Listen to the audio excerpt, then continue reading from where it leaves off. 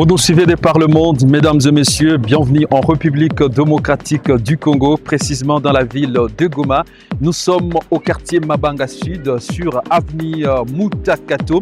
Aujourd'hui, nous avons toutes les chances et la grande opportunité de recevoir dans ces clubs d'entrepreneurs un homme qui marque positivement le développement de la ville de Goma. C'est un jeune homme qui a commencé dans le secteur de la communication, mais aujourd'hui, grâce à son savoir-faire, il a connu une certaine migration et il se retrouve dans l'agri-entrepreneuriat. Qu'est-ce qui se passe? Qui est cet homme? Qu'est-ce qui l'aurait poussé de quitter le secteur de la communication, du journalisme pour rencontrer les entrepreneurs dans le domaine de l'agriculture? Mesdames et messieurs, l'homme est à découvrir dans quelques instants. Restez Taniland.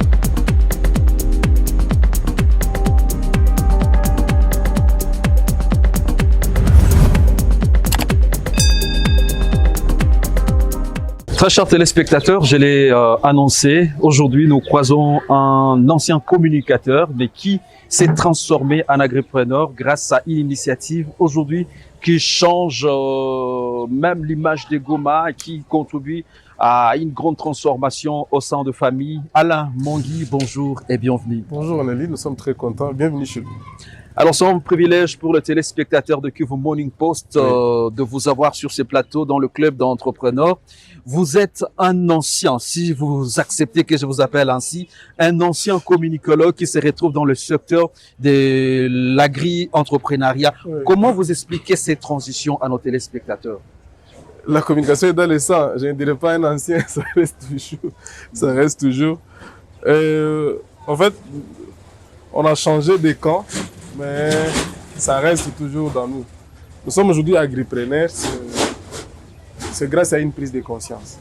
Nous ne dirons pas que c'est venu d'un coup, non, c'est grâce à une prise de conscience. Certes, on a fait la vie dans la communication, mais pour la suite, il fallait aussi voir ce qu'on peut faire pour aider notre communauté. Et quand on a pensé, on a mis en place notre start-up, on a commencé. Et jusqu'aujourd'hui, là où vous venez de nous retrouver. Alors, contrairement à d'autres agripreneurs, vous avez pris un autre chemin, vous avez pris une autre direction, parce que, je vais dire, l'univers que vous explorez, il n'est pas assez connu à Goma.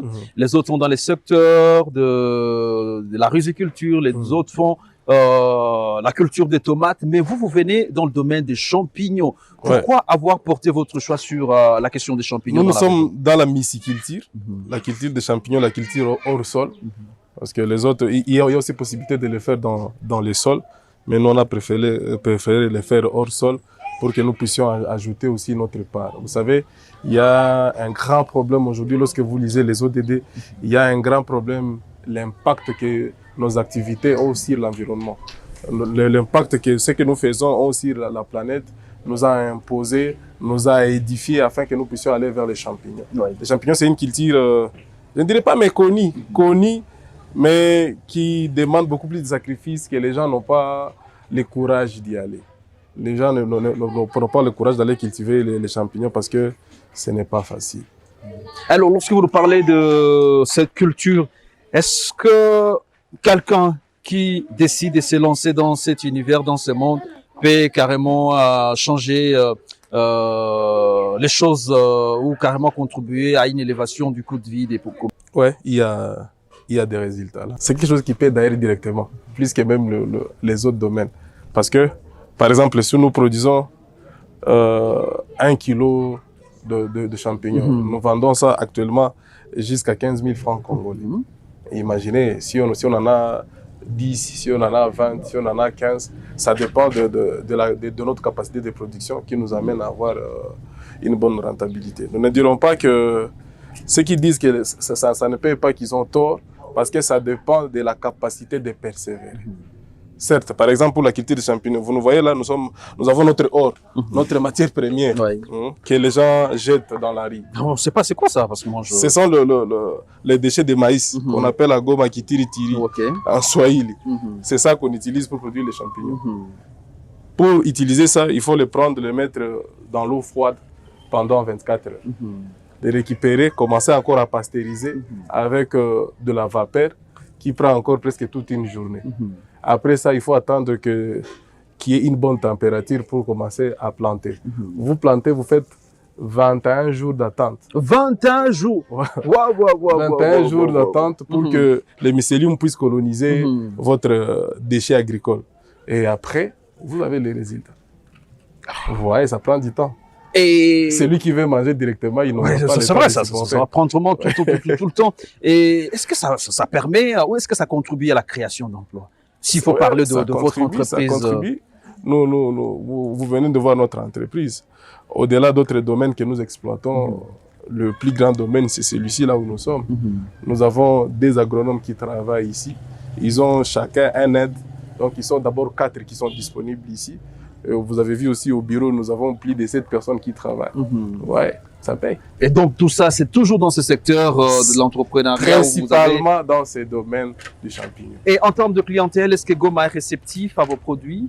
Goma est très réceptif. Nous avons des clients, nous avons des particuliers. Nous avons des mamans revendeurs qui passent aussi ici chaque samedi. C'est parce qu'aujourd'hui, on n'a pas vraiment tellement de résultats. On a presque tout vidé. Mais dans 2-3 semaines, on aura encore des mamans qui vont passer ici. En dehors de ces mamans, nous avons aussi les hôtels. Quand un hôtel vous passe commande, c'est pas moins de 100 kilos. C'est pas moins de 100 kilos. Imaginez si vous en avez 2, 3, 4 le mois, c'est déjà bon. Alors, vous nous parlez des agronomes que vous encadrez ici. Est-ce qu'on peut rencontrer un agronome comme ça? On lui pose quelques questions. On entre ou bien on l'appelle ici? Il peut peut-être nous joindre sur ce plateau. Comme ça, on retient un peu plus de son expérience. Alors, je l'ai dit sur ce plateau. On va nous présenter, monsieur. Bonne arrivée. Merci beaucoup. En fait, lorsque j'ai eu l'idée du projet, je n'étais pas du domaine. Spécialisé en communication et en administration, je ne savais rien de l'agriculture. Il fallait trouver quelqu'un qui s'y connaît, quelqu'un qui va m'aider, quelqu'un qui peut bien m'orienter parce que c'est une culture de précision. Pas plus tard qu'hier, on a perdu près de 500 ballons qu'on avait déjà semés, mais qui étaient infectés juste par une petite erreur. Nous sommes arrivés à détruire plus de 500 ballons ici même, parce que c'était déjà infecté. C'est une culture qui nécessite de précision sur tous les plans. Alors, je ne pouvais pas m'aventurer, même si j'avais déjà des formations en ligne. Je suivais tellement sur YouTube comment c'était bien fait, mais il fallait quelqu'un du domaine qui va m'aider. Et gloire à Dieu, j'ai trouvé l'agronome Daniel, qui est spécialiste aussi en champignons. Il a terminé à l'université de Goma et il a présenté son mémoire sur les champignons. Alors, c'était pour moi un offre de soulagement. J'ai commencé à travailler avec lui. On a fait d'abord une période expérimentale qui nous a donné de bons résultats. Alors, nous nous sommes dit, on cherche une maison qu'on va louer, où on va implanter nos histoires.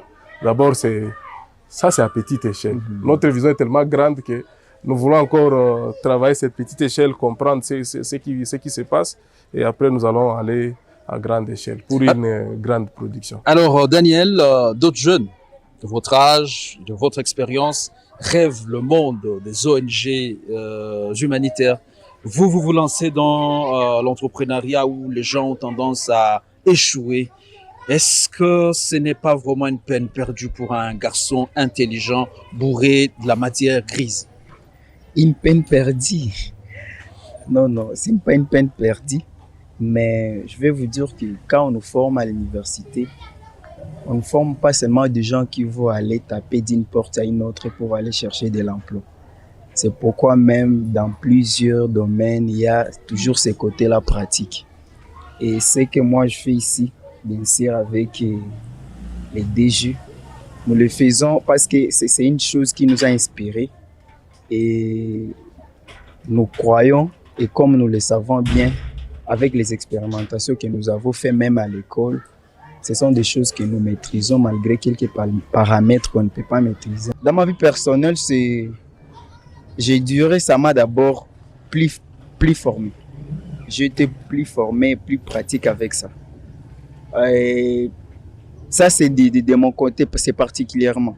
Mais si j'entre dans la vie communautaire, c'est vraiment une activité qui est tellement salvatrice.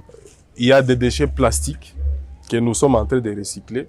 Une façon pour nous de contribuer à la lutte contre le réchauffement climatique qui fait ravage actuellement. Si nous partons des objectifs de développement durable, il y a des solutions auxquelles nous apportons des solutions. Il y a des problèmes auxquels nous apportons des solutions.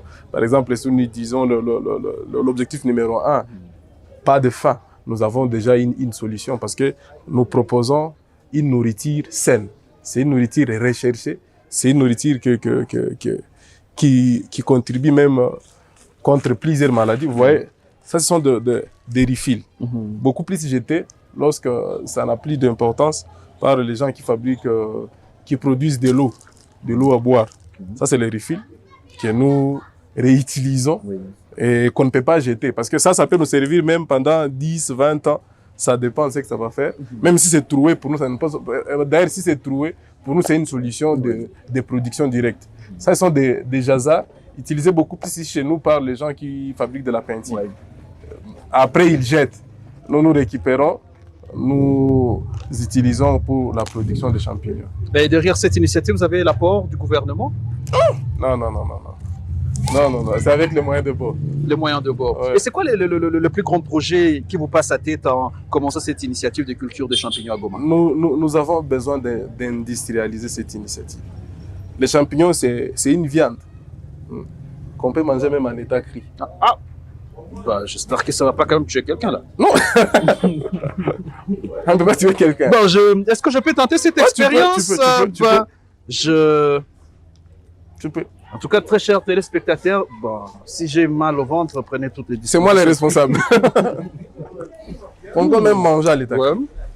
C'est moi, je l'appelle la viande agricole. Donc, en termes de nutritifs, ça marche, il n'y a pas de problème. Ça marche.